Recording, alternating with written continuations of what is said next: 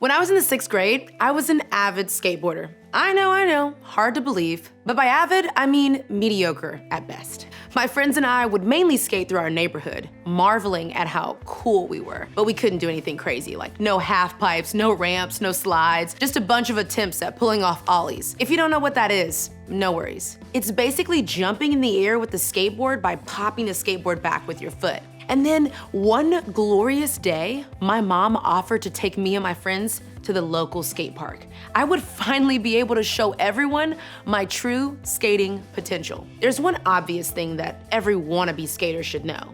If you're taking your board to a skate park, you should wear protective gear, but not me. All I had on was a helmet. There's all kinds of things I could have worn, like knee pads and elbow pads, but I thought I was a pro. 15 minutes into my first run, I fell off my board, landed on my right arm, and broke my elbow. And that was the end of my skating career. But that moment didn't just affect skateboarding. I broke the elbow on my dominant arm. So I had to wear this dumb-looking sling thing on my arm, and things like writing and eating became super hard. For 2 months, I was miserable.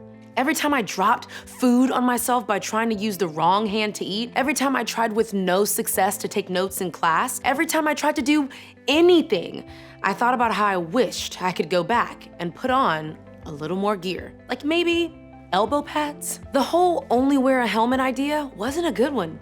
But here's what's interesting about that. My decision to only wear a helmet wasn't wrong. I mean, it was dumb, but it wasn't like morally wrong. Some choices obviously fall in either the right or wrong categories. Murder is clearly wrong. Stealing and cheating are undoubtedly wrong things, but you already know that a lot of things, most things, aren't so simple. For example, lying. Technically, this is wrong. But what if there are special circumstances? Let's say you have a friend who would be extremely hurt if you were honest about your opinion of their style. Wouldn't it just be better to lie and say you like the outfit? Or maybe you forgot to do your homework, but it would be easier to make up a story about why you forgot it than to tell the truth. Or what about not obeying your parents? Again, also technically wrong, since you are still living under their roof. But again, could there be exceptions to this rule? Maybe your parents constantly tell you to stop using your phone while simultaneously checking their Facebook feeds. Or maybe they tell you to not text and drive, but your mom takes selfies at the stoplights. Or maybe it isn't that simple. Maybe you have a parent or a step-parent that's telling you to do something unwise or unsafe or ungodly. What are you supposed to do then? Or how about making out? Maybe you've heard church people talk about how sex was made to happen in marriage, but physical stuff is on a spectrum, right? There's a whole range of things before sex, so what about kissing? What about other things? Are you really supposed to not do anything until marriage, or is everything okay before marriage? How do you actually know? Okay, let's get really real now. What about your friends? We've all got that one friend who makes bad decisions, but they're not a bad person. So what do you do with that? Maybe they don't pressure you to join them, but over time, some of their language, habits, and decisions rub off on you. But are you really supposed to just dump a friend? And aren't Jesus followers supposed to basically be friends with everybody? What are you supposed to do with a good person who isn't necessarily good for you? You could probably think of a million scenarios just like these, where the situation isn't as easy as saying, this is right, or this is wrong. Every day we encounter situations that fall somewhere in between. Situations won't always have a clear right or wrong answer. So the question is, how do you make decisions when the answer isn't obvious? And here's why your decision making is such a big deal. Just like with my skateboarding fail, what you do now will affect your later. And I'm not talking about way later, like 20 years later, although that's sometimes true too. I'm talking about what you do today may affect your quality of life tomorrow and the next day, and the day after that, or next week, or even next year. And sometimes it doesn't even take a day to feel the effects of a bad decision. A lot of our decisions now affect our now and our later. And that goes for everyone here.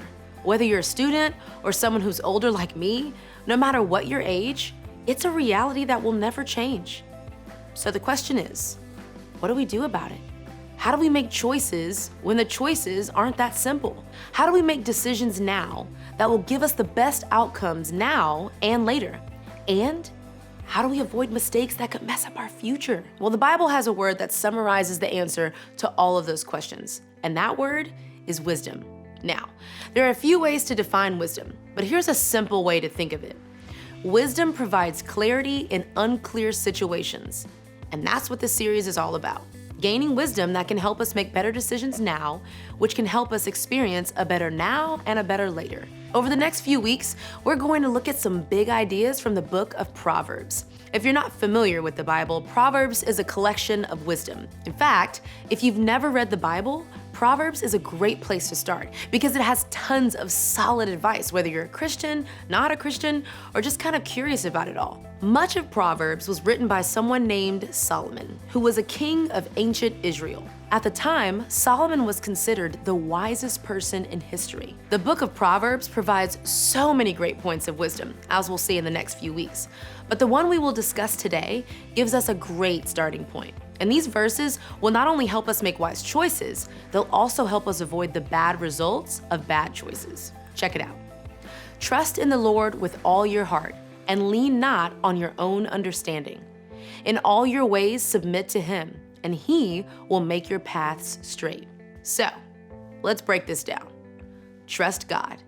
Trust the one who made everything, including you, who knows everything and who knows how everything works. Plus, as Jesus made clear, He's a God who absolutely loves you, which means He can be trusted. So, trust God, trust His understanding, and then don't trust your own understanding. I'll admit that this feels a little weird. You should trust yourself, right? We should all go with what our gut is telling us, right? Okay, mostly yes. If you're in a dangerous situation and your gut tells you to run or yell for help, do that. But at the same time, we all know times we made decisions that were really awful. Sometimes we need more than just our gut instinct. Think of God as someone who has existed forever. Then think of yourself as someone who's existed for 13 or 15 or 17 or 25 or 40 years. Who do you think sees life more clearly? Who can see situations and their possible outcomes better? I'm going with God. And it's not that being young makes you dumb, by the way. It's just that you don't know what you don't know yet. Think of it another way. Would you want the 6th grade version of you making your decisions today? Would you want 6th grade you deciding who you date, doing your geometry homework, or handling your college applications? No way. Why? Because 6th grade you doesn't have the perspective you have today. They couldn't possibly understand the situations you face now. We only know what we know. In other words, we can only know what we've experienced, which means that someone who's older than us, who has experienced more of the world, naturally sees more of the situation than we do. And since God is about infinity in age, He has a greater perspective than us. Okay, so trust God. Don't trust your own understanding. And then, in all your ways, submit to Him. Submit is a strange word. Other translations use the word acknowledge, but the big idea is to get God involved in every part of your life. It's not just a once-a-week thing.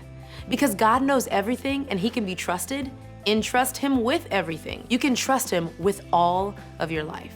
And if you entrust your life to Him, He will make your path straight. Another translation says it in this way, and He will show you which path to take. Listen, if you're human, your perspective is limited. As a result, on your own, your path could look a little crooked.